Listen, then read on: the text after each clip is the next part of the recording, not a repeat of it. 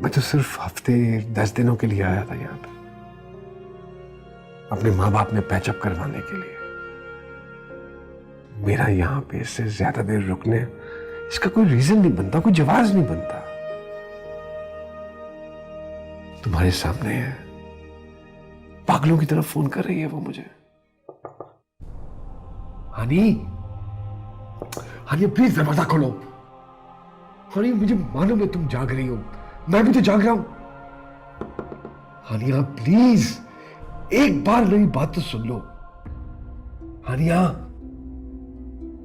हानिया, हानिया please दरवाजा खोलो। हानिया।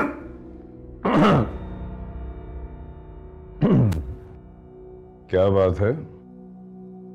ये तुम इतनी रात गए यहाँ क्या कर रहे हो? कुछ नहीं बाजी, बस वो ऑफिस का कुछ काम था, वो पूछना था। टाइम देख रहे हो? देखो।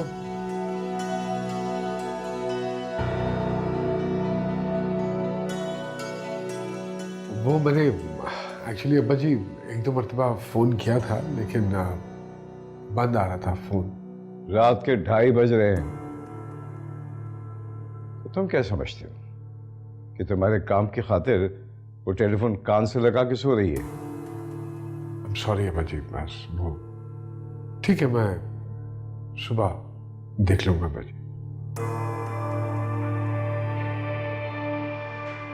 मुनीर, तुम एक काम करो,